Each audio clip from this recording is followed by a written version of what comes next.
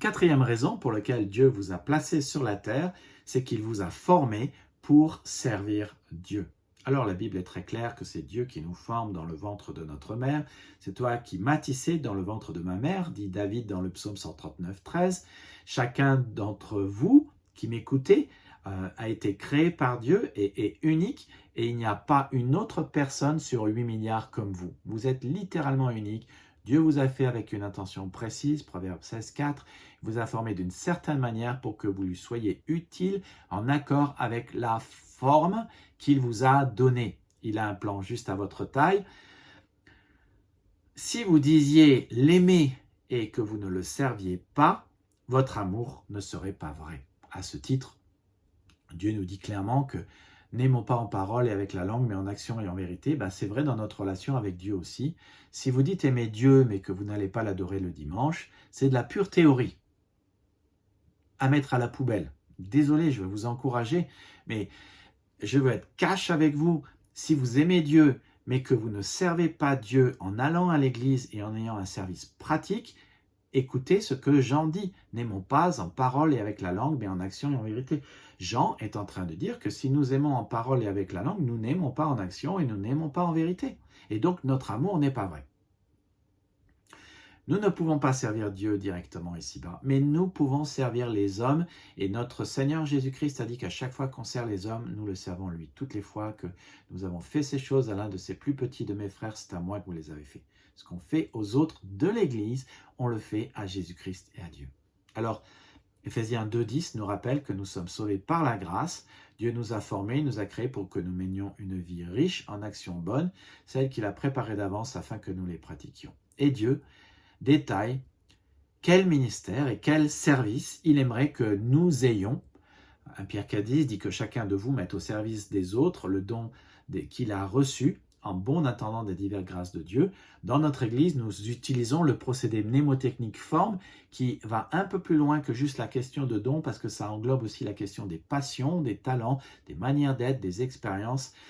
Nous avons une formation de disciples pour vous aider, mais l'idée c'est de comprendre que ce à quoi est destiné un objet se voit par la forme qu'il a, donc par le plan que Dieu avait dans votre vie en vous créant d'une telle manière. C'est très utile et surtout, je veux vous encourager à découvrir votre forme parce que cela vous évitera de faire quelque chose dans l'Église qui n'est pas votre don et votre passion. Souvent, dans l'Église, les gens viennent et disent « Ah, moi, c'est mon don de faire la louange. » Alors, ils se mettent à faire la louange, mais ce n'est pas parce que c'est leur don que c'est forcément leur passion.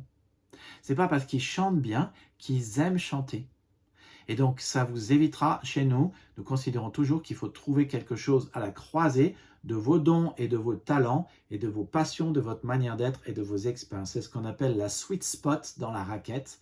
Vous trouvez les choses qui sont au milieu. Et donc, de trouver votre forme, vos dons et vos passions vous évitera de vous lancer dans un métier qui n'est pas fait pour vous. Cela vous évitera de faire quelque chose qui n'est pas votre passion et si vous faites des choses qui ne sont pas votre passion, cela vous conduira inévitablement à l'épuisement. Chose que j'ai trop vue en tant que pasteur. Alors notez que quand je dis que Dieu nous a formés pour que nous menions une vie riche en actions bonnes, cela veut dire que Dieu a une certaine attente sur vous, celle de sa volonté et de son plan, pour que vous le serviez en ayant un service pratique régulier dans votre Église, et par votre travail aussi au dehors de l'Église.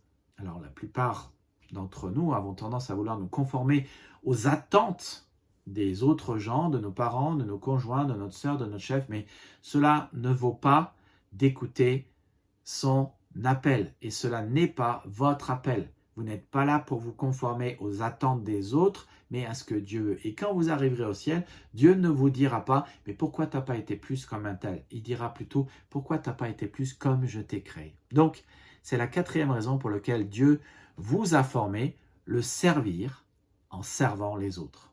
Et c'est aussi la recette du bonheur. Jésus a dit « je vous ai donné un exemple de service afin que vous aussi, vous fassiez comme moi je vous ai fait. Si vous faites cela, vous serez heureux si vous le mettez en pratique. » Ça, c'est Jean 13, 15 et 17. Donc, Dieu vous a conçu pour son plaisir. Dieu vous a façonné pour que vous fassiez partie de sa famille. Dieu vous a créé pour que vous ressembliez à son Fils et Dieu vous a formé pour servir les autres. Voici maintenant la 4e raison pour laquelle Dieu vous a créé, c'est qu'il vous a confié une mission. Alors, ceci est de la plus haute importance. Ce n'est pas une mission impossible, c'est une mission possible. Abonnez-vous et retrouvez-moi dans la prochaine vidéo.